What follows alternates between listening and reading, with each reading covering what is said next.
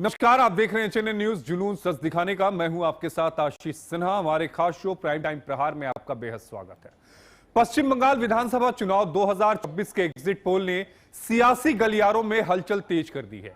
पोल of पोल के आंकड़े इस बार सत्ता परिवर्तन की ओर इशारा कर रहे हैं और बीजेपी को बढ़त मिलती दिखाई दी है, जो ममता बनर्जी सरकार के लिए एक बड़ा झटका कहा जा सकता है। लेकिन याद रखिए, यह सिर्फ एक एग्जिट पोल है, नतीजे नहीं है। अंतिम नतीजे 4 मई को आएंगे, यानी 4 मई को मतगणना होगी। इस बार बंगाल में 2 चरणों में मतदान हुआ। 23 अप्रैल को पहले चरण में 152 सीटों पर वोटिंग हुई, जहां रिकॉर्ड 93.2% मतदान ने साफ कर दिया कि जनता इस बार बेहद निर्णायक मोड में है। वहीं दूसरे चरण की वोटिंग के साथ चुनावी प्रक्रिया भी पूरी हो चुकी है। अब सवाल यह है कि क्या इस बार बंगाल में बदलाव की लहर है या फिर ममता बनर्जी अपनी सत्ता बचाने में कामयाब होगी। 294 सीटों वाले इस विधानसभा में बहुमत का आंकड़ा 148 है और हर सीट का गणित बेहद अहम हो चुका है। 2021 में टीएमसी ने 213 सीटों के साथ शानदार जीत दर्ज की थी, जबकि बीजेपी 77 सीटों के साथ मुख्य विपक्षी पार्टी बनी। लेकिन 2026 के एग्जिट पोल एक नई कहानी की ओर इशारा कर रहे हैं। तो क्या इस बार बंगाल में सत्ता बदलेगी क्या, या इतिहास खुद को दोहराएगा? फैसला 4 मई को होगा। लेकिन उससे पहले जो एग्जिट पोल के नतीजे आए हैं, वो आपके साथ साझा करना बेहद जरूरी है, खासकर असम और पश्चिम बंगाल को लेकर। सवाल यही है कि क्या पश्चिम बंगाल में जो सरकार है वो बदलने जा रही है क्या 2011 में जो एक मजबूत किला ममता बनर्जी ने तैयार किया था, उस किले में बीजेपी सेंध लगाने में कामयाब हो गई है क्या? अब चलिए आपको चाणक्य का एग्जिट पोल दिखाते हैं। टीएमसी 130 से 140 सीटें, यानी बहुमत से दूर है। टुडे चाणक्य का यह है। बीजेपी 150 से 160 सीटें, यानी बहुमत में। अन्य को 5 सीटें जो हैं वो मिलती हुई दिख रही हैं। अब आप देखिए मर्तरीज को, टीएमसी 125 से 140, बीजेपी 146 से 161 और अन्य के खाते में 6 से 10। अब देखिए बंगाल एबीपी सी वोटर क्या कहता है। टीएमसी 125 से 140, बीजेपी 146 से 161 और अन्य 6 से 10। अब प्रजा पोल क्या कहता है? प्रजा पोल का भी आंकड़ा देखिए। टीएमसी 85 से 110, बीजेपी 178 से 208 और अन्य के खातों में 5 सीटें हुई जाती दिख रही हैं। बंगाल पोल डायरी, उसके भी नतीजे। टीएमसी 99 से 127, बीजेपी 142 से 171 और अन्य 5 से 9। यानी पश्चिम बंगाल में जो है वो परिवर्तन होता हुआ एग्जिट पोल में दिख रहा है। और इसी पर चर्चा करने के लिए हमारे साथ खास मेहमानों का पैनल है। हमारे साथ सुरेंद्र स्वामी जी हैं, राजनीतिक विश्लेषक हैं। हमारे साथ संदीप चौधरी जी हैं, राजनीतिक विश्लेषक हैं। अवरील मलिक जी हैं, बीजेपी नेता हैं। डॉक्टर शिवानंद हुल्यालकर जी हैं, राष्ट्रीय प्रवक्ता हैं कांग्रेस पार्टी के। और सर्वेश पाठक जी हैं, वरिष्ठ पत्रकार हैं। आप सभी का एचएनएन में बेहद स्वागत है। सबसे पहले अवरील मलिक जी, मैं आपके पास आना चाहूंगा। मलिक जी, जो चुनावी नतीजे एग्जिट पोल के आ रहे हैं, हालांकि 4 मई को नतीजे आएंगे, लेकिन एग्जिट पोल ये बता रहा है कि असम में तो आप आ रहे हैं, पश्चिम बंगाल में भी आ रहे हैं, लेकिन 1-2 एग्जिट पोल जो हैं वो टीएमसी को भी शीर्ष पर बैठा रहे हैं। लेकिन तमिलनाडु में सुपड़ा साफ, केरल में सुपड़ा साफ। मलिक जी। जी बिल्कुल बिल्कुल। देखिए, भारतीय जनता पार्टी मजबूती के साथ आ रही है। सबसे बड़ी बात यह है, जो वेस्ट बंगाल की बात की जा रहा था कुछ लोगों के द्वारा, कुछ बुद्धिजीवियों के द्वारा और कुछ एक वर्ग के द्वारा कहा जा रहा था पार्टी वेस्ट बंगाल में नहीं आएगी, ममता दीदी आएंगी।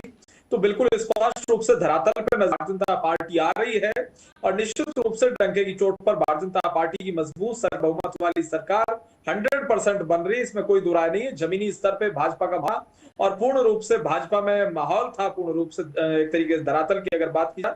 और साथ साथ जहां तक असम का विषय है, असम पे भी अगर पवन खेड़ा जी की बात की जाए, तमाम सारे लोगों की बात की जाए, तमाम सारे उन्होंने बयान दिए, सारे फॉर्मूलाज यूज कर लिए, बावजूद इसके असम में भारतीय जनता पार्टी आ रही है, ये भी एक विषय है। और उसके साथ साथ असम में तो जीत का क्रेडिट मैं एक ही आदमी को दूंगा, हेमंत दा को दूंगा, अगर असम में फिर से रिपीट होती है।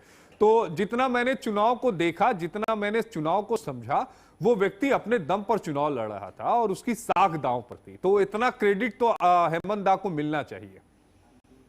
नहीं, बिल्कुल निश्चित रूप से हेमंता बिस्वा शर्मा जी हमारे चेहरा हैं असम प्रदेश के भीतर, और पूर्ण रूप से हेमंता जी के नेतृत्व में और माननीय प्रधानमंत्री मोदी जी के मार्गदर्शन में भारतीय जनता पार्टी का संगठन मजबूती के साथ धरातल पे चुनाव लड़ा, और हर बूथ पे भारतीय जनता पार्टी पूर्ण रूप से मजबूत थी। और उसके साथ साथ अगर बात कर ली जाए पूरे देश की, अगर बात की जाए, अगर साउथ की पर्टिकुलरली अगर बात कर ली जाए, तो साउथ में भारतीय जनता पार्टी का वोट बैंक बढ़ रहा है, मजबूत हो रहा है। केरल की बात हो, तमिलनाडु की बात हो, और पौंडीचेरी की अगर बात कर ली जाए, तो भारतीय जनता पार्टी मजबूत स्थिति में, और एनडीए की अगर बात की जाए, एनडीए मजबूत स्थिति में स्पष्ट नजर आ रहा। और अगर साउथ के वोट बैंक बढ़ने की बात कर ली जाए, वोट शेयर और वोट परसेंटेज की बात की जाए, तो बिल्कुल स्पष्ट है माननीय प्रधानमंत्री जी का विजन, माननीय प्रधानमंत्री मोदी जी की जो एक तरीके से लीडरशिप है, उसका स्पष्ट नतीजा है। और स्पष्ट रूप से भारतीय जनता पार्टी को हर क्षेत्र में पूर्ण रूप से नहीं, लेकिन मलिक साहब, यहां पे मैं आपसे डिफर करूंगा।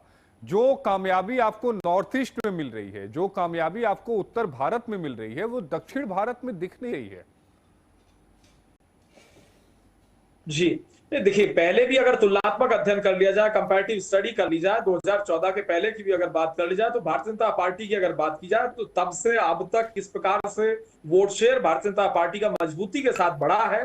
और निश्चित रूप से भारतीय जनता पार्टी सत्ता में आएगी, इसमें किसी रूप में दो राय नहीं है। इन फ्यूचर 100% हम सत्ता में आएंगे, इसमें किसी रूप में दो राय नहीं है। इस बार ही आपको देखने को मिल जाए कि किस तरीके से भारतीय जनता पार्टी मजबूती के साथ उभर के सामने आएगी। और तमिलनाडु की बात कर ली जाए, तो बिल्कुल नेक टू नेक फाइट स्पष्ट रूप से एग्जिट पोल के माध्यम से दिख रही है, और स्पष्ट है भारतीय जनता पार्टी हर स्थान पे जीतेगी, क्योंकि हम सबका साथ, सबका विकास, सबका विश्वास, सबका प्रयास, एक भारत और श्रेष्ठ भारत, इस नारे के आधार पे, इस नारे को जमीनी स्तर पे चरितार्थ करने के आधार पे काम करते हैं। और पूर्ण रूप से डेवलपमेंट हमारे फोकस में रहता है, गरीब का हित हमारे फोकस में रहता है, गरीबी मुक्त भारत हमारे फोकस में रहता है, रोजगार युक्त भारत हमारे फोकस में रहता है। 2047 का जो विजन है वो जमीन पे पहुंच चुका है, इसीलिए जनता हमें समर्थन दे रही है। ठीक है, सुरेंद्र स्वामी जी भी जुड़ गए हैं। स्वामी सर, मैं आपके पास आऊंगा, उसके बाद शिवानंद भाई आपके पास आऊंगा, सर्वेश जी आपके पास भी आना है। स्वामी सर, अब जरा ये बताइए कि जो एग्जिट पोल के जो नतीजे हैं वो ये बता रहे हैं कि पश्चिम बंगाल में बीजेपी जो है वो सरकार बनाने जा रही है। हालांकि इससे पहले 2021 का भी एग्जिट पोल जो थे, 10 में से 5 ने टीएमसी कहा, 3 ने बीजेपी को कहा, और 2 ने कहा कि दोनों में से कोई भी हो सकता है। लेकिन प्रचंड बहुमत के साथ आई। लेकिन इस बार क्या चीजें टीएमसी के फेवर में दिख रही हैं? नहीं, जैसे कल भी मैंने ये बात कही थी कि आज का जो पोल होगा वो ये बताएगा कि बीजेपी कहां जाए। और आज भी बम्पर पोल हुआ है, और उन एरियाज में भी हुआ है जहां पिछले बार बीजेपी अलग चुनाव में जीतती रही। तो मेरा अपना ये असेसमेंट है कि आज जो इलेक्शन हुआ है उसमें बीजेपी 35 से 40 सीटें जीत जाएगी। और इसलिए जो मैंने कहा था कि वो दोनों मिडिल लाइन पे पहुंच जाएंगी, मेरा मतलब है कि भारतीय जनता पार्टी 140 के आसपास होगी, और जो तृणमूल कांग्रेस है वो भी 145-40 इसी रेंज में होगी। बाकी जो सीटें हैं वो अन्य लोगों को मिलेंगी। और इसलिए भाजपा की तो आपको मालूम ही है, सरकार बनाने में कोई इतनी परेशानी उन्हें नहीं होनी चाहिए। तो ये मेरा अभी भी असेसमेंट है कि जो जिस तरह का लीड दिखाया जा रहा है बहुत सारे पोल्स में, वो नहीं होगा। मैं आज भी इसी बात पे हूँ कि भाजपा 135-40 और तृणमूल भी 140-45 के आसपास ही रहेगी। नहीं, लेकिन अगर ये सिनेरियो आ जाता है कि दोनों एकदम नेक टू नेक, मान लीजिए 138-140 आ जाता है, अगर नेक टू नेक आ गया, फिर क्या होगा? अब वो तो देखिए कौन सरकार बनाएगा, वो जो अन्य भी 8-10 जीत के आएंगे, उसके बाद तो फिर खेला होगा ना। उसका तो आप शिवानंद जी, उसका खेला आप ही करेंगे क्या? नहीं, खेला करेंगे क्या? कांग्रेस नहीं कर पाएगी। सर नहीं, कांग्रेस की तो बहुत मुश्किल है। सर इंतजार कीजिए ना, सर इंतजार 3 कीजिए ना। मुस्लिम पार्टियां लड़ रही हैं। हाँ, एक कोलकाता में, एक AIM और एक हुमायूं कबीर। हाँ, हुमायूं कबीर। तो ये इन्हीं लोगों की 6-7 सीटें मिला के कुल आएंगी, 6-7 सीटें। तो अब देख, इसीलिए देखिए क्या होता है ना, जब इतना नेक टू नेक है तो आप एकदम से प्रिसाइजली प्रेडिक्ट करना मुश्किल हो जाता है। लेकिन ये मतलब बीजेपी इज इन कंटेस्ट, मैं ये कह सकता हूँ। ठीक है, डॉक्टर शिवानंद हुल्लालकर जी। सर देखिए, मैं अभी भी डंके के साथ बोल रहा हूँ। महिला जो वोटर है पश्चिम बंगाल में 42% है और मुस्लिम जो है 38%। इसलिए देखिए, अगर बीजेपी को हराना है तो कांग्रेस पार्टी एंट्री किया, तभी नेशनल पार्टी है दोनों, नंबर 1। नंबर 2, टीएमसी ने, अगर टीएमसी 100% ममता दीदी चीफ मिनिस्टर बनने जा रहे हैं, उसमें कांग्रेस पार्टी खेला करेंगे बीजेपी का। नहीं, नंबर मतलब 1, आप कह रहे हैं कि ममता दीदी को नहीं बनने देंगे? 100% बना देंगे हम। तो फिर खेला किसके साथ करेंगे? बीजेपी के साथ तो वोटिंग आपके हम पास बीजेपी सीट आएगी तब खेला करिएगा। अरे सर देखिए ना, तो इंतजार तो कीजिए, हमको आएगा नहीं आएगा। सर देखिए, मैं इतना इतना लिख के देता हूं सर, हाँ, पश्चिम बंगाल में कोई भी नेशनल चैनल पे बैठ के अगर डंके के साथ ममता दीदी चीफ मिनिस्टर बनना तय है। अच्छा ये बताइए, अच्छा ठीक है, ये बताइए, फिर मैं सर्वेश भाई के पास जाऊंगा। कितनी सीटें आप लोग पश्चिम बंगाल में ला रहे हैं? और 4 मई को मैं यही रिकॉर्डिंग प्ले करूंगा, ध्यान रखिएगा, सोच समझ के बोलिएगा। टीएमसी की बात करें कि कांग्रेस की बात? कांग्रेस की बात कर। आप टीएमसी के प्रवक्ता नहीं है भाई साहब, कांग्रेस के। जी हाँ। सर कांग्रेस का मेरे ख्याल से 20-25 सीट्स कांग्रेस का आ सकता है। थोड़ा सा ज्यादा हो गया। नहीं सर, ठीक है ना, ठीक है ना, हो सकता है, लेकिन खेला तो होगा। 100% खेला होगा। वो 0 और 5 हटा देते हैं तो ठीक है, मतलब 2 से 5 के बीच में ठीक है। 20-25 थोड़ा ज्यादा हो गया। सर सुनिए ना, सर सुनिए तो, हाँ। ये लोगों ने हिमायू को 1000 करोड़ दिया है। ईडी का इंतजार कर रहा हूँ, सीबीआई कब अरेस्ट करेगा। अच्छा, उसके बाद हिंदू मुस्लिम करना, बाबरी मस्जिद, नया बाबरी मस्जिद बनाया। हिंदू बीजेपी का नहीं है सर। हाँ। नरेंद्र मोदी जी के अगेंस्ट में बहुत माहौल तैयार है। युवा युवती को रोजगार नहीं, महंगाई चरम पर है। किसान आज भी सर कर रहे, एस्टीन फाइल, ट्रेड डील, सर बहुत कुछ है। ठीक, सर्वेश जी से भी एक रिएक्शन ले लेते हैं। सर्वेश जी, स्वामी सर को नहीं देख रहे तो हम क्या बोल सकते हैं? ठीक है, पश्चिम बंगाल के एग्जिट पोल पर एक रिएक्शन सर्वेश भाई का भी ले लेते हैं। पूरा sir CBI, ED, income tax, चुनाव आयोग पूरा पीछे पड़े हैं। हाँ। एक महिलाओं के कितना आप भी तो पीछे पड़ेंगे, जैसे ही हारेंगे कहेंगे कि ईवीएम हैक हो गया। सर सुनिए, पहले जैसा नरेंद्र मोदी जी, अमित शाह को इतना इजी नहीं है। हाँ, उनको भी पता है हैक नहीं होता ना, मान लिए ना। सर 100% इस टाइम हुआ ना, ये ध्यान में रखिए। डोनाल्ड ट्रंप के ऊपर अटैक हुआ, जूता फेंका गया, तो इंडिया में देर नहीं लगता सर। अरे डोनाल्ड ट्रंप पे जूता नहीं फेंका गया था, गोलियां चली थी सर। थोड़ा सा अपडेट जाइए सर सुनिए सर मैं क्या होता है, ये बीजेपी वाले या बाकी अन्य जो शिवानंद भाई, एक बार सर्वेश भाई का भी सुन लेते हैं ना, उसके बाद फिर आप बोलिएगा। सर्वेश भाई का एक रिएक्शन ले लेते हैं। सर्वेश जी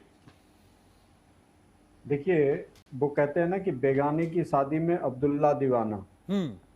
यहाँ पे हमारे कांग्रेस के महोदय वही बात कर रहे हैं। बेचारा अधीर रंजन चौधरी जी जब से लोकसभा चुनाव बंगाल में हारे, तब से वहाँ पे ममता बनर्जी के खिलाफ मोर्चा खोल के खड़े हो गए, लेकिन ना ही राहुल बाबा ना ही प्रियंका दीदी ने उन्हें वहाँ पे उस तरीके से लड़ने दिया। यहाँ पे 1% से 2% वोट शेयर लेके ये कह रहे हैं कि 25 सीटें आ जाएंगी। अच्छा है, ये भी ख्याल अच्छा है। जो कांग्रेस कभी वहाँ पे 20 साल तक राज्य की थी, उसकी ये हालत हो गई है कि मैं नहीं आ रहा तो भैया दे दो टीएमसी को पूरी छूट। लेफ्ट भी वही काम कर रही है, क्योंकि वो बीजेपी को आने देना नहीं चाहती। दूसरी बात, आप देखोगे तो जो भी वोटर्स थे कांग्रेस के, वो लेफ्ट उठा के ले गया। लेफ्ट के जो वोटर्स थे वो टीएमसी उठा के ले गया। बीजेपी का अपना वोटर बना है। अगर पुराना 21 का रिकॉर्ड देखो, ये देखो दिल्ली में भी क्या होता था। अरविंद केजरीवाल राज्य के चुनाव में हार जाता था, विधानसभा में जीत जाता था, लोकसभा के चुनाव में हार जाता था। 10% वोट शेयर का खेला था, और बंगाल में भी 10% वोट शेयर का खेला है। तो यहाँ पे कांग्रेस तो कहीं में ही नहीं है। कितने चुनावी रैली में राहुल गांधी और प्रियंका जी को आपने देखा? कितने में लेफ्ट के वो जो बिंदी वाली गैंग वाली जो लेडी सब थी, वो कहाँ गई? वो नेता कहाँ गया? प्रकाश कारात कहाँ गया? ये सब कहाँ गया? वो कहीं कोई दिख नहीं रहा है। कहाँ चला गया? वो लोग किधर घुस गए? तो यहाँ पे केवल और केवल जो मैं एग्जिट पोल से कभी ये नहीं रखता, एग्जिट पोल कभी सही होते हैं कभी गलत होते हैं।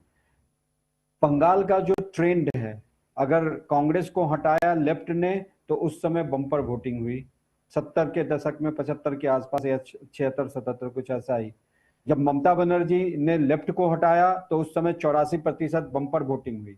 अभी 92-93% वोट हो रही है। इसका मतलब कि राज्य की जनता कुछ चेंज चाह रही है। रिपोर्टर तो यहाँ पे आप समझ सकते हैं कि बंगाल में क्या हुआ है। 2021 में वो बीजेपी कह रही थी लेकिन वो नहीं हुआ, क्योंकि ममता दीदी का हम आपने सभी ने देखा था कि पैर तोड़ के बैठी थी और जैसे ही चुनाव का रिजल्ट अनाउंस हुआ वो उठ के खड़ी हो गई। तो वो महिला सहानुभूति वोट उस बार उनको मिला था। इस बार चाहे वो 1500 रुपया दियो, क्योंकि महिलाओं को सुरक्षा चाहिए। वो गांव, उसको तो छोड़ दिए, मैंने जो भी देखा है कि गांव तक की महिलाएं कह रही थी कि हमें पैसा नहीं चाहिए, हमें सुरक्षा चाहिए। मुस्लिम तुष्टीकरण में इतनी लिप्त हो गई ममता जी, कांग्रेस तो पहले लिप्त होती ही थी, कि उन्हें हिंदू वोटर का कोई ख्याल ही नहीं रहा, जो कि 75% से ऊपर है हिंदू वोट वहां पे बंगाल में। आप अगर देखोगे, ट्रेंड देखोगे, 6 ऐसे जिले हैं जो मुस्लिम प्रभावित जिले हैं, जहां पे 50%, बीर सिंहभूम देखो 50% से ऊपर, वहां पे ममता बनर्जी 87% सीटें जीतती हैं। तो यहाँ पे मुस्लिम वोट भी कहीं नहीं जाने वाला। मुस्लिम वोट ये देखता है कि कौन सी पार्टी बीजेपी को हराने में कामयाब हो रही है। ना मुस्लिम इस बार AIM में जाएगा, ना ही वो क्या नाम था, वो हुमायूं कबीर के पास जाएगा। वो पूरा एक मुश्त वोट ममता बनर्जी को मिलेगा। लेकिन हिंदू वोट में क्या होता है, हिंदू डिवाइड होते हैं, कौन ये अगड़े में, ये पिछड़े में, ये ST में, ये SC में।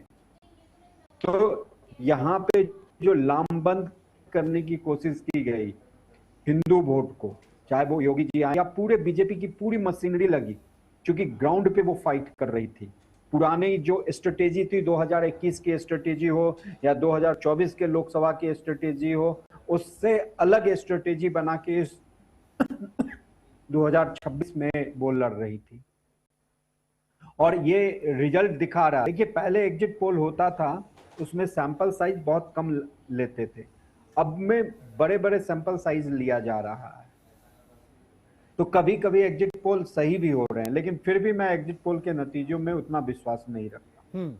लेकिन एक सवाल सुरेंद्र स्वामी सर, यहां पर सवाल उठ रहा है असम को लेकर। असम को लेकर सवाल इसलिए उठ रहा है क्योंकि असम में उम्मीद थी कांग्रेस पार्टी को कि वो सत्ता में वापस आ सकती है। 10 सालों की इनकम्बेंसी थी, लेकिन हेमंत बिस्व शर्मा का जो जादू चला, जो एग्जिट पोल में हम देख पा रहे हैं, 2/3 से ज्यादा बहुमत लेकर वो जा रहे हैं। और हिंदुत्व के दूसरे बड़े चेहरे बतौर मुख्यमंत्री योगी आदित्यनाथ के बाद कोई दिख रहा है तो वो हेमंता दा है। नहीं आशीष जी, आसाम में तो हम लोगों को तो कोई डाउट ही नहीं था। देखिए क्या होता है कि हम लोग डिस्कशन के लिए कुछ भी डिस्कस कर रहे हैं, लेकिन मेरा जो फोकस रहता है इलेक्शन में, आपके साथ इतनी डिबेट की है, मैं बहुत स्पष्ट रूप से बात करता हूँ कि वहां पर हिंदुओं को, जैसे हम लोग तो ये कहते हैं कि हेमंत बिस्वा नॉर्थ ईस्ट के योगी हैं, खाली आसाम के नहीं, पूरे नॉर्थ ईस्ट के योगी हैं। उन्होंने वहां पे भाजपा को काफी मजबूती दी है और वो खुल के हिंदुत्व की राजनीति करते हैं। वो कोई बाएं दाएं, सबका साथ, सबका विकास, प्रयास, विश्वास, कोई वहां कोई झंझट ही नहीं। दूसरा, जो असम की डेमोग्राफी है उसमें AIUDF पार्टी है, वो एक लोकलाइज उसमें है, तो वहां उसका इन्फ्लुएंस है। वो कांग्रेस के साथ मिलकर चुनाव लड़ी नहीं है। कांग्रेस ने जिनको गौरव गोगोई को वहां पे लगाया था, तो उनकी बीवी के पाकिस्तान से लेकर के काफी वहां पे था। तो दूसरी बात क्या है कि कांग्रेस पार्टी की जो लीडरशिप की क्रेडिबिलिटी है ना, वो खत्म हो चुकी है। अब कांग्रेस पार्टी कभी भी कहीं भी सत्ता में सेंट्रल लीडरशिप के भरोसे नहीं आ पाएगी, कहीं भी नहीं आ पाएगी।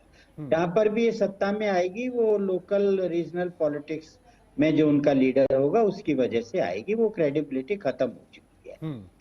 तो इसलिए हम तो बिल्कुल स्पष्ट थे कि जो हिंदू है उसमें पूरा जोश भरा हुआ है, हिमंत बिस्वा में उनको पूरा आस्था है, और जो लोकल असमिया मुसलमान है वो असमिया मुसलमान भी हेमंत बिस्वा के साथ काफी परसेंटेज तक उनके साथ थे, क्योंकि उनको ये लगता था कि बांग्लादेशी जो मुसलमान है उनकी भाषा और जो संस्कृति का फर्क है रिलीजन छोड़कर, तो वो उनके उतने एंटी नहीं थे। तो इसलिए हम तो ये मान के चल रहे थे कि 90 के आसपास 85 से 90 के बीच में हेमंत बिस्वा शर्मा को वहां पे सीट मिलनी चाहिए। तो इसलिए वहां कोई कंफ्यूजन नहीं। तो फिर जो बची सीटें उसमें 8-10 AIUDF को मिलनी है, उसको बदरुद्दीन को। तो बाकी जो फिर बची वो कांग्रेस के पास चली जाएंगी। तो वो तो क्लियर था, वो क्लियर है। लेकिन शिवानंद जी इसको मानेंगे नहीं। शिवानंद जी, ब्रेक के बाद आपका एक रिएक्शन लूंगा, फिर सर्वेश भाई आपके पास आऊंगा। बहुत छोटा सा ब्रेक के बाद फौरन हाजिर होते हैं।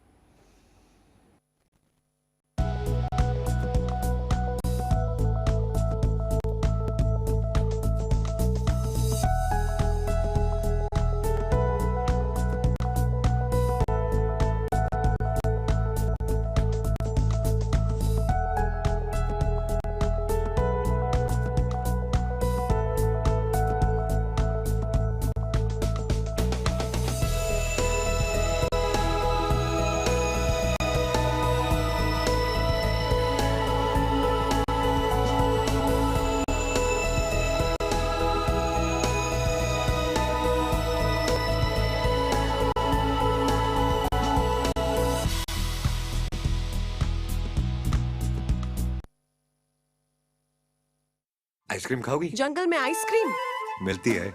समर कूल रेफ्रिजरेटर, आप अपनी ड्यूटी निभाओ, ये अपनी ड्यूटी निभाएगा। समर कूल, लाइफ बनाए वंडरफुल।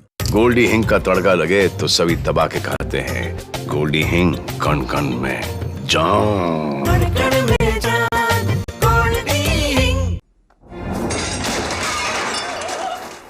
फर्श की टाइल्स को चेंज करो, बड़ी स्लिपरी हैं। थर्मोकूल वॉशिंग मशीन। थर्मोकूल, इंडिया का नया अंदाज।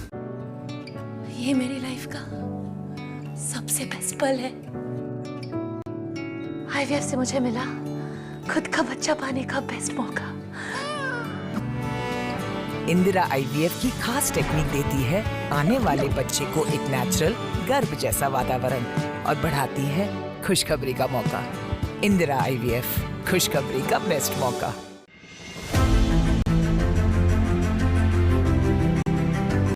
नए भारत का नया उत्तर प्रदेश पूरे देश में कनेक्टिविटी के क्षेत्र में रोल मॉडल बन गया है। विगत 9 वर्षों में रोड कनेक्टिविटी से लेकर एयर कनेक्टिविटी और मेट्रो से लेकर रेल कनेक्टिविटी में यूपी नंबर 1 है। प्रधानमंत्री श्री नरेंद्र मोदी के मार्गदर्शन और माननीय मुख्यमंत्री योगी आदित्यनाथ के सतत प्रयासों से उत्तर प्रदेश विगत 9 वर्षों में सर्वाधिक एक्सप्रेस वे वाला प्रदेश बन गया है। सर्वाधिक अंतर्राष्ट्रीय एवं घरेलू एयरपोर्ट्स के साथ उड्डयन प्रदेश गया है। सर्वाधिक शहरों में मेट्रो यहां दौड़ती है। रैपिड रेल पहली बार यूपी में ही चली है। पहला इनलैंड वाटरवे वाराणसी से हल्दिया को जोड़ता है। स्वर्णिम संभावनाओं के खुले द्वार, समृद्धि की डबल इंजन रफ्तार।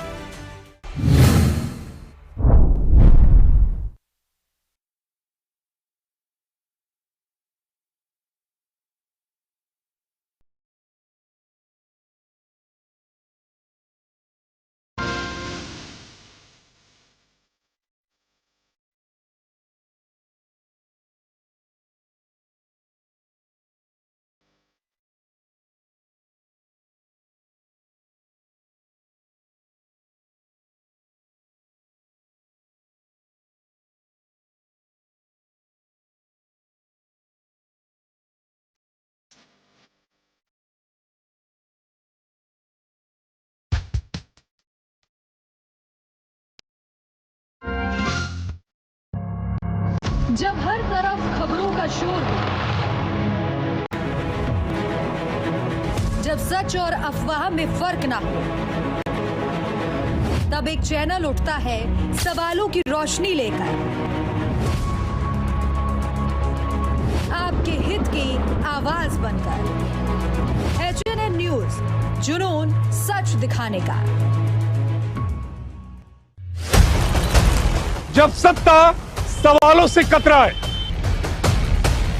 जब मुद्दे धुंध में छिप जाए, तब जरूरी है कि ऐसी आवाज जो शोर नहीं प्रहार करे। देखिए प्राइम टाइम प्रहार मेरे साथ, सोमवार से शुक्रवार सिर्फ एचएनएन न्यूज पर।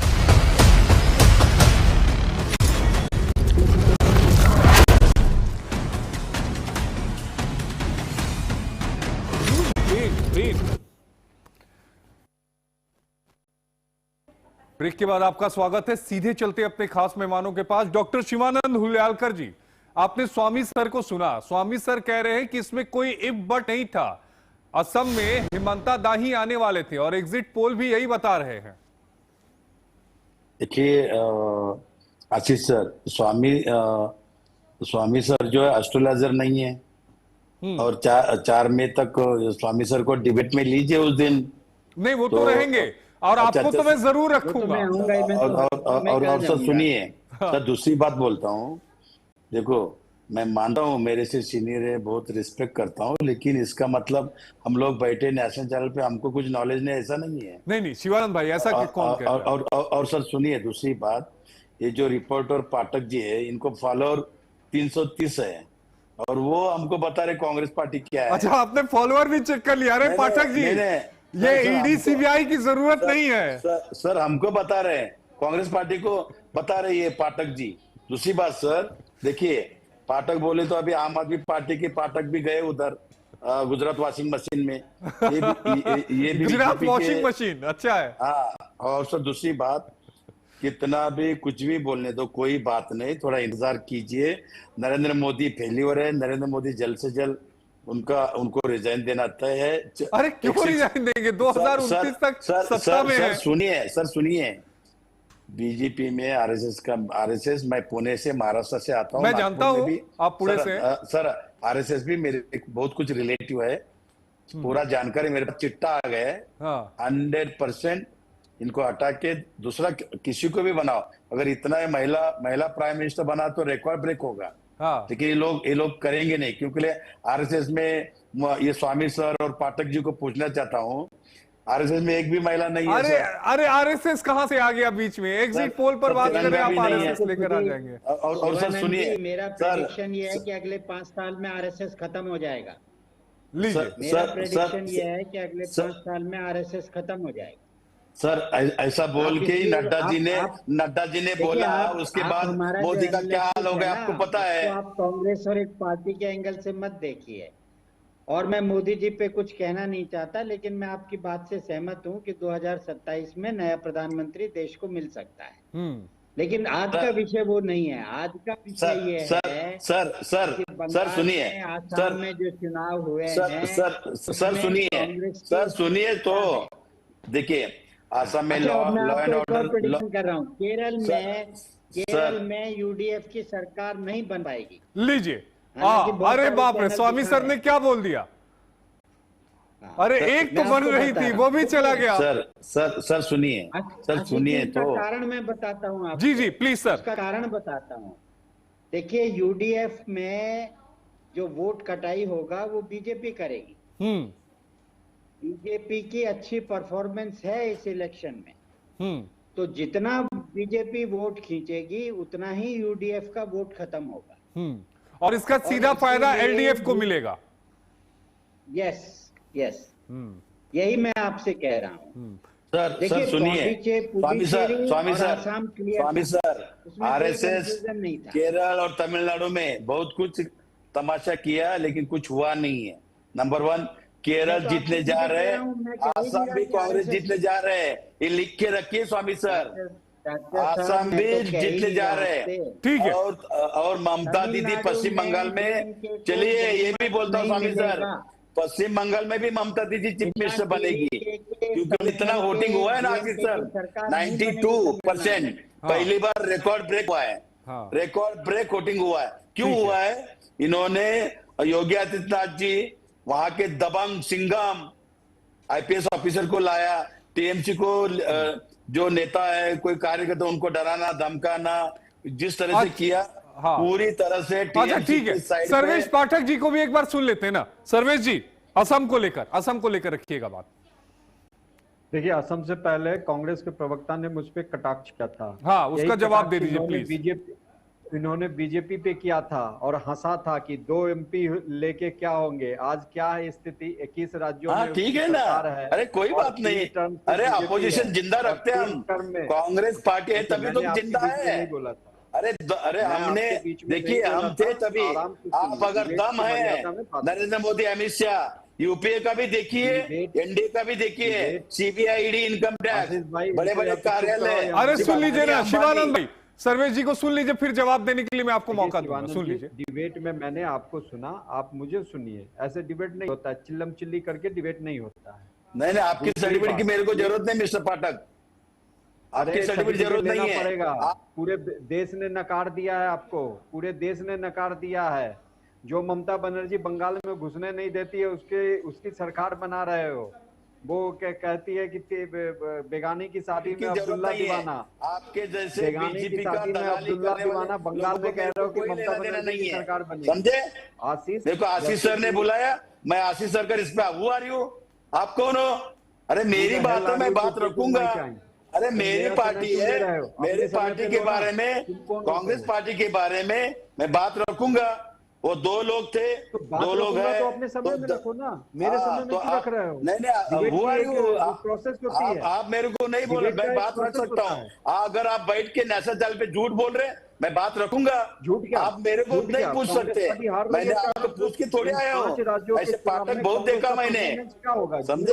और दूसरी बात, नरेंद्र मोदी, अमित शाह जी, अदानी, अंबानी, जिस तरह से ईडी, सीबीआई, इनकम टैक्स जिस तरह से काम कर रहे हैं, हम लोग लॉयर चेंज कर रहे थे, अभी जज को चेंज कर रहे हैं। वक्फ बोर्ड के टाइम भी ऐसा ही किया, हिंदू मुस्लिम करना। अदरस देखिए, कटुआ देखिए, जम्मू कश्मीर में माता बहनों को देखिए। अंकिता भंडारी के बारे में पाठक जी बोल सकते क्या? क्या होगा? अंकिता भंडारी के बारे में बोलिए। के मुताबिक कांटे की टक्कर है बीजेपी और ममता बनर्जी में। और पहले भी मैं कह चुका कि लेफ्ट ने सब बहुत पहले हथियार डाल दिया। कांग्रेस पार्टी तो कहीं है ही नहीं, 3 में 13 में नहीं। जो ममता बनर्जी कांग्रेस को घुसने नहीं दे रही थी लोकसभा चुनाव में, याद है ना बंगाल में, वो अभी वहां पे। अरे महिला आरक्षण को वोटिंग किसको दिया? थोड़ी बीजेपी को दिया, थोड़ी आपको दिया। पश्चिम बंगाल में वोटिंग किसको किया? अरे भाई, महिला आरक्षण का बिल अभी आया, मोदी जी साउथ नॉर्थ किया था, ममता दीदी किसको वोटिंग किया? आप थोड़ा नॉलेज करो, स्टडी करके आ जाओ। यहाँ बैठ के कुछ नहीं चलेगा, कुछ नहीं चलेगा। आप ये देखो, और ये कांग्रेस के नेता बैठ के ममता बनर्जी की तरफ। अरे कुछ नहीं है, आप लोग इंडिया गठबंधन की है, हमको कोई फर्क नहीं पड़ता है। लेकिन आपके जैसे सर्टिफिकेट हमको जरूरत नहीं है। आपके जैसे फर्जी हिंदू नहीं है, हम सच्चे हिंदू है, हम दिल से हिंदू है। आपके करने और कतनी हमको सब पाठक जी पता है आपके बारे में, समझे? यहाँ नेशनल चैनल पे बैठ के बड़े बड़े बातें, वड़ा पाव खाते, ये धंधा बंद करो, समझे? और कांग्रेस पार्टी कभी भी इस तरह से मोदी, अमित शाह जी जैसा काम नहीं किया। सबको साथ लेके चले। एनडीटीवी के ऊपर सीबीआई रेड करके उनको डराया, धमकाया, अदानी को दिया, गरीबों को न्याय छीना। आप लोग आशीष सर हमारे जैसे सर्वसामान्य कांग्रेस पार्टी कार्यकर्ता को बुला के बात रखते। सैल्यूट है Ashish sir, thank you Ashish sir. ये ऐसे ये बीजेपी दलाली करने वाले लोगों को क्या मसलियत है, क्या नॉलेज है पाठक को? याद है कि नहीं है? चुनी हुई सरकार को गिराने का काम किसने किया है? कांग्रेस पार्टी ने किया है। कोई नहीं पाठक जी। अच्छा ठीक है, हम टॉपिक से डाइवर्ट हो जाएंगे। शिवानंद जी, टॉपिक से डाइवर्ट हो जाएंगे। सर्वेश जी, आप असम पे अपनी बात को रखिए ना, हम टॉपिक से डाइवर्ट हो रहे हैं। आशीष भाई, यहाँ पे बंगाल में था कि टफ फाइट होगा, बीजेपी आ भी सकती है, लेकिन आसाम पूरा क्रिस्टल क्लियर था कि हेमंता बिश्व शर्मा की सरकार कमबैक करेगी। जैसे 2022 में यूपी में क्रिस्टल क्लियर था कि योगी जी की ही सरकार आएगी, उसी तरह आसाम में भी अभी क्रिस्टल क्लियर है कि हेमंता बिश्व शर्मा की सरकार आएगी। और पुराने वाला जो टैली है उसे ज्यादा सीट आएगा, क्योंकि आप एक ट्रेंड देखिए, महाराष्ट्र में किस तरीके से लैंडस्लाइड विक्ट्री हुई। बिहार में जहां पे ये SIR का इतना लंबा वोट चोर, गद्दी चोर, वोट चोर, ये सब सर महाराष्ट्र के बारे में बोल रहे हैं, बिहार के बारे में मुंह खोलू क्या, मुंह खोलू क्या? ये जो महाराष्ट्र के बारे में बोल रहे हैं, अरे महाराष्ट्र के बारे में बोल रहे हैं, शर्म आना चाहिए। महाराष्ट्र को सब बिजनेस गुजरात गए, क्या कर रहे देवेंद्र फडणवीस? वोट चोर, गद्दी चोर, वोट चोरी करके देवेंद्र फडणवीस और नरेंद्र मोदी वोट चोर, गद्दी चोर। पश्चिम बंगाल में भी वोट चोर, गद्दी चोर बोला गया, शर्म आना चाहिए। राष्ट्रीय दल पे बैठ के युवाओं को रोजगार नहीं, लाड़की बहन योजना लेके 1500 रुपए, किसी को 1 रुपए दिया है क्या? 60 लाख लोगों का वोट काटा गया। क्या बात कर रहे पाठक जी, कुछ भी बकवास कर रहे हैं। रोते थे लाड़की बहन योजना का पैसा मिला क्या? रोना नहीं रोएंगे क्योंकि इनके पास तो कुछ बचा ही नहीं है। झूठ बोल रहे हैं नेशनल दल पे। आसाम इलेक्शन के बाद, आसाम हारने के बाद कुछ भी पाठक को नॉलेज नहीं, कुछ नहीं, सिर्फ वरिष्ठ रिपोर्टर करके लिखा है, खुद लिखा है। क्या नॉलेज है? लाड़की बहन योजना 1500 रुपए इधर महाराष्ट्र में किया, क्या किया? कितना किसान सुधार कर रहे? यहाँ का बिजनेस, कौन सा आप रिपोर्टर हो बताओ मेरे को? यहाँ से बिजनेस गुजरात का है, एक तो आवाज उठाया आपने। कांग्रेस की सरकार बनी है तब से जितने किसानों ने सुसाइड किया, क्या बात कर रहे हैं? ज्यादा है। एक भी कौन सा रिपोर्टर है आप? यहाँ बैठ के कुछ भी बकवास कर रहे हैं महाराष्ट्र के बारे में। देख लो, मैं महाराष्ट्र से हूँ, छत्रपति शिवाजी महाराज के हम लोग हैं, समझे माहौले। और इस तरह से आप लोग बकवासगिरी बंद कीजिए। यहाँ से सब बिजनेस गुजरात चला गया, वेदांता हो, आप देखो आपने हमेशा गुजरात को बिजनेस चले गए। आप कौन सा रिपोर्ट किया, कौन सा आवाज किया? कुछ भी यहाँ बैठ के पाठक जी नॉलेज नहीं, कुछ नहीं, नॉलेज लेके आ जाओ। हाँ, वोट चोर, गद्दी चोर, 40 लाख वोटिंग लेके आया, वो भी खत्म। अच्छा ठीक है शिवानंद जी, सर्वेश जी, ठीक है, हम टॉपिक से पूरी तरह से डाइवर्ट हो जा रहे हैं क्योंकि आप कहीं और चले जा रहे हैं। मलिक साहब मैं आपको लेकर आशीष जी 1 मिनट बात करने दीजिए। सर देखिए, ये मिस्टर पाठक सर रिपोर्टर बोल रहे हैं, महाराष्ट्र के बारे में बोला, महाराष्ट्र के बिजनेस। अच्छा एक मिनट शिवानंद, स्वामी सर को सुन लेते ना। स्वामी सर प्लीज, आप मेरी बात सुन के शिवानंद से जवाब लीजिए कि राहुल गांधी की एक पोस्ट ने बंगाल में 2% हिंदू वोट ट्रांसफर कर दिया बीजेपी को। बताइए, उन्होंने एक पोस्ट लिखा था ना कि ये सरकार बिल्कुल अत्याचारी सरकार है, ये कार्यकर्ताओं को मारती है, गुंडागर्दी है। तो 3% वोट मिले थे इनको 2021 के चुनाव में, तो उसमें से 2% वोट रातों रात ट्रांसफर हो गया उनके एक ही स्टेटमेंट से। ये बम्पर वोटिंग हुई है ना।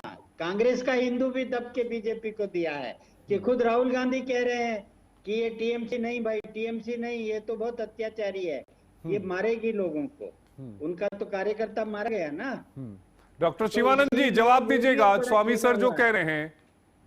सर देखिए, स्वामी सर जो कह रहे हैं, सर एक बात सुनिए स्वामी सर, मेरे को बात तो करने दीजिए। राहुल गांधी जी ने इधर उधर बहुत घुमा देते हैं। आप ये बताइए, राहुल गांधी ने ये स्टेटमेंट एक्स पे पुष्ट किया है या नहीं किया है? हाँ किया है ना, हम करेंगे और भी करेंगे।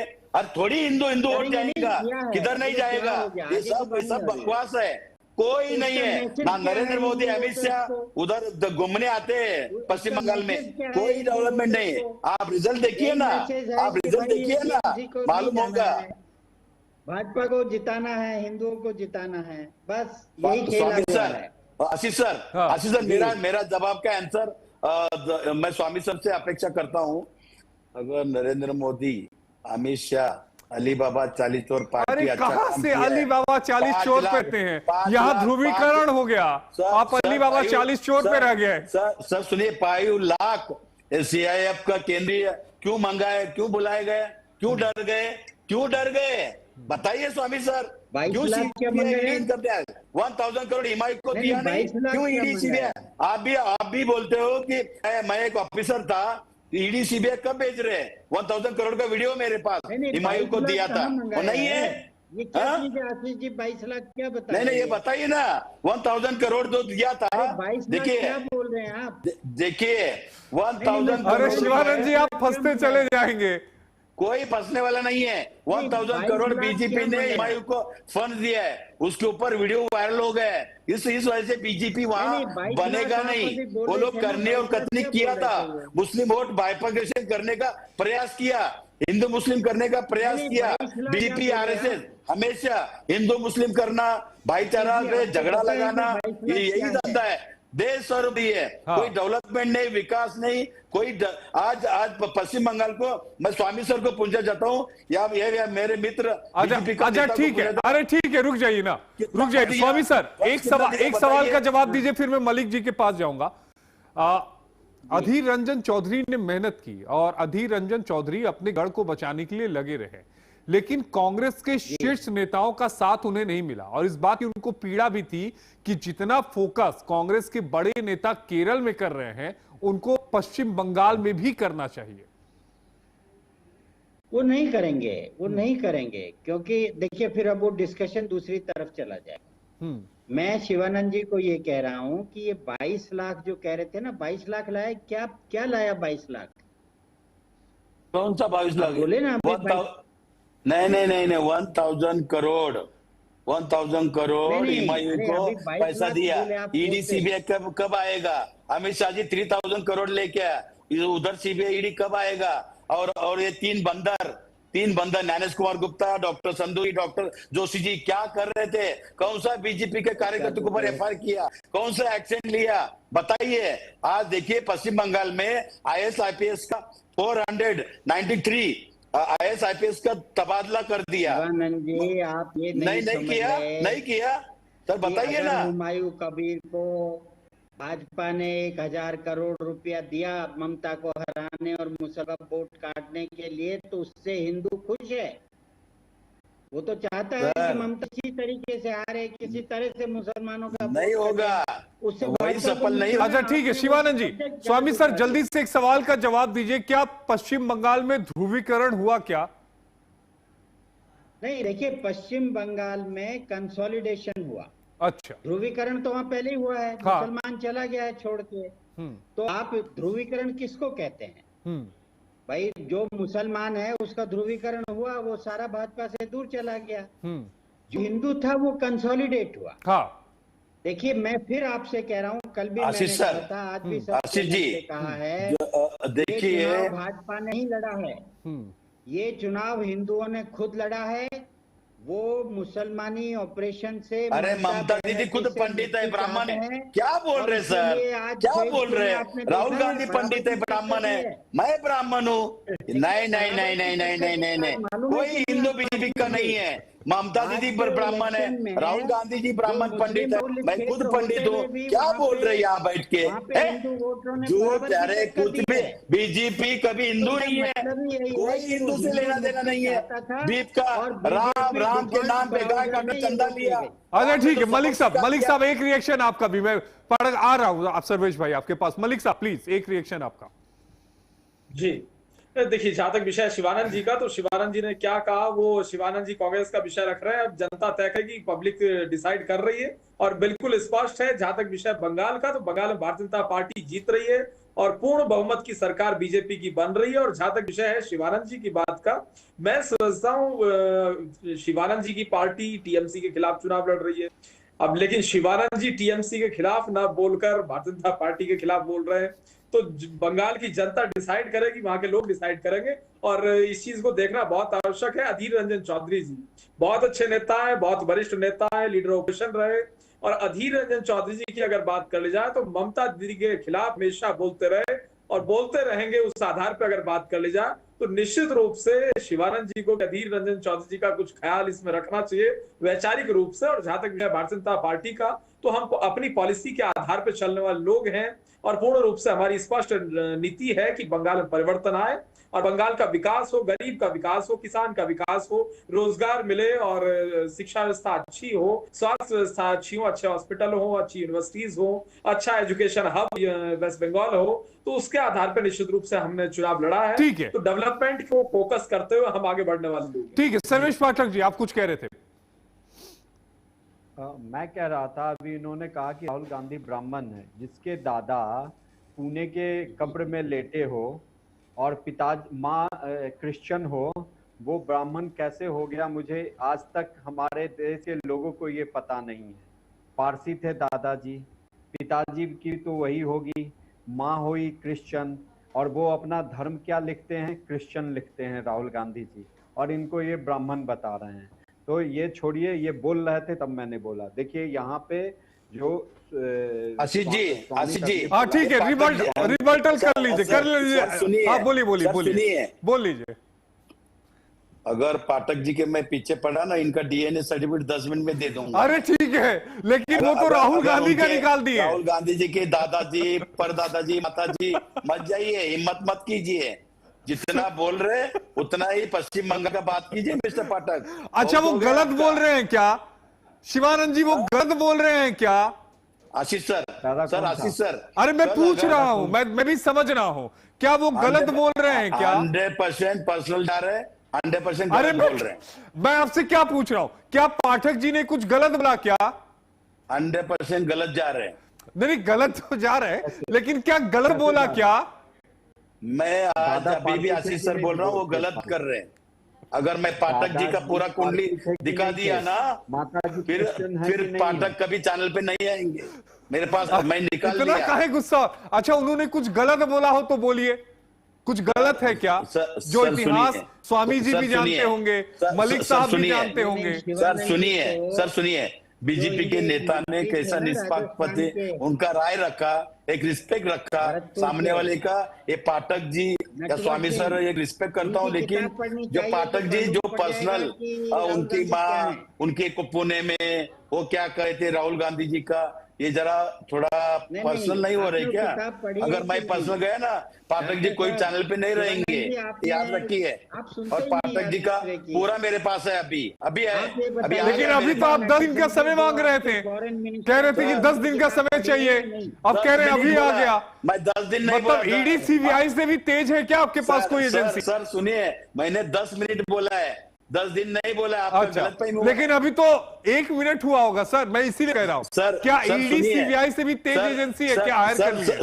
सर सुनिए 10 साल का डॉक्टर मनमोहन सिंह साहब का 10 साल का यूपीए का निकालिए, एनडीए का 10 साल का निकालिए, सीबीआई की इनकम टैक्स देखिए और इनका देखिए, इनका करनी कतनी ऐसा ही है। अच्छा ठीक है, स्वामी सर से कंक्लूड करूंगा। स्वामी सर 30 सेकंड समय हो गया, please sir, please 30 second conclude कर। ऐसा है कि नटवर सिंह जी इनके फॉरेन मिनिस्टर थे। हाँ, उन्होंने एक किताब लिखी। बिल्कुल। उस किताब में एक पैराग्राफ है, जब इंदिरा गांधी वहां पर अफगानिस्तान से लौट रही थी तो उन्होंने कहा कि हम बाबर की मजार पे चलेंगे। तो उन्होंने कहा डाइवर्शन है, उन्होंने कहा नहीं कोई बात नहीं आप चलिए। वहां जाके उन्होंने फातिया पढ़ा। उसके बाद नटवर सिंह जी ने पूछा कि भाई आप यहाँ क्या, तो उन्होंने कहा कि ये हमारे पूर्वज हैं। समझ रहे हैं आप? वो किताब में लिखा है, मैं नहीं बोल रहा हूँ। शिवानंद आखिरी 30 सेकंड दे रहा हूँ, क्लोज कर दूंगा, नहीं तो फिर बाद में मत बोलिएगा, बोलने का मौका नहीं दिया। सर देखिए अडवाणी वाजपेयी जी पाकिस्तान जाके किधर किसका मजार में जाते सबको पता है। और इतना ही नहीं, ये करनी और कतनी। कल स्वामी सर को 4 मई को लेके आ जाइए, तब तक स्वामी सर का पूरा फाइल लेके आता हूं मैं पूरा। अच्छा लेकिन आखिरी में एक जवाब दे दीजिएगा, पाठक सर ने कुछ गलत बोला था क्या? सर 100% उन्होंने पर्सनल राहुल जी। अच्छा ठीक है, चलिए एंड करता हूं। बहुत शुक्रिया शिवानंद जी, मलिक जी आपका, सर्वेश पाठक जी आपका, सुरेंद्र स्वामी जी आपका बहुत शुक्रिया। हमारे 4 खास मेहमान जुड़े थे। वक्त एक ब्रेक का हो गया है प्राइम टाइम प्रहार में, ब्रेक के बाद फौरन हाजिर होते हैं।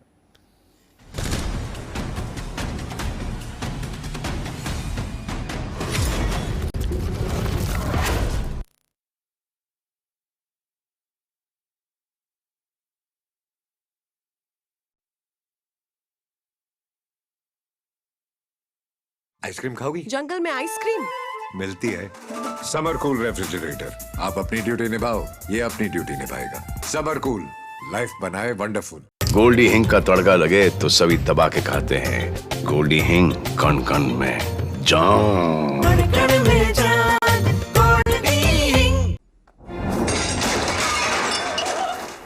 फर्श की टाइल्स को चेंज करो, बड़ी स्लिपरी हैं। थर्मोकूल वॉशिंग मशीन। थर्मोकूल, इंडिया का नया अंदाज।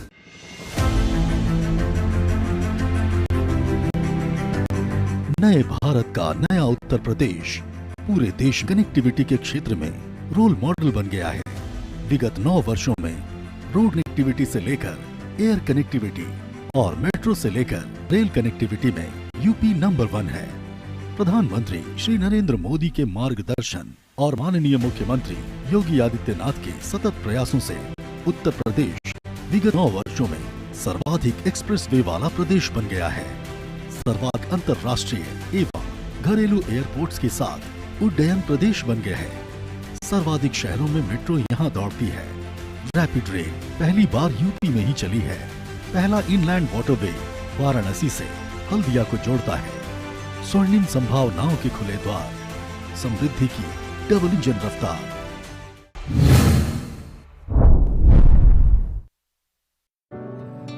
ये मेरी लाइफ का सबसे बेस्ट पल है। आईवीएफ से मुझे मिला खुद का बच्चा पाने का बेस्ट मौका। इंदिरा आईवीएफ की खास टेक्निक देती है आने वाले बच्चे को एक नेचुरल गर्भ जैसा वातावरण और बढ़ाती है खुशखबरी का मौका। इंदिरा आईवीएफ, खुशखबरी का बेस्ट मौका। यशस्वी प्रधानमंत्री श्री नरेंद्र मोदी जी के मार्गदर्शन एवं माननीय मुख्यमंत्री योगी आदित्यनाथ जी के सतत प्रयासों का सुखद परिणाम है विगत 9 वर्षों में उत्तर प्रदेश का नव निर्माण। आज प्रदेश में सशक्त मातृशक्ति, समृद्ध अन्नदाता, सपनों को साकार कर रहे युवा निखरते प्रदेश का प्रतीक बन गए हैं। उद्योग एवं अवसंरचना का अभूतपूर्व विस्तार हुआ है। गरीबों एवं वंचितों को आधुनिक उपचार से लेकर आवास प्रदान किए जा रहे हैं। प्रधानमंत्री आवास के लिए मैंने फॉर्म भरा तो उसमें मेरा नाम आ गया लॉटरी में। मैं उनका बहुत बहुत धन्यवाद करती हूँ। प्रदेश के सांस्कृतिक और आध्यात्मिक पुनर्जागरण की आज वैश्विक पहचान है। सुदृढ़ कानून व्यवस्था है। उत्तर प्रदेश में भय मुक्त परिवेश है। 15 लाख करोड़ से अधिक के निवेश धरातल पर उतारे जा रहे हैं। समृद्धि का नव संदेश, नए भारत का नया उत्तर प्रदेश।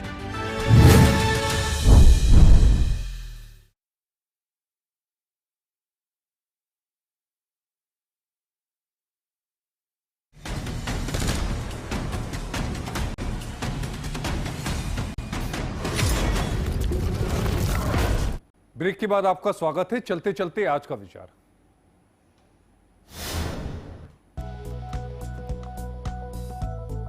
शब्द ही खुशी, शब्द ही गम, शब्द ही पीड़ा और शब्द ही मरहम है।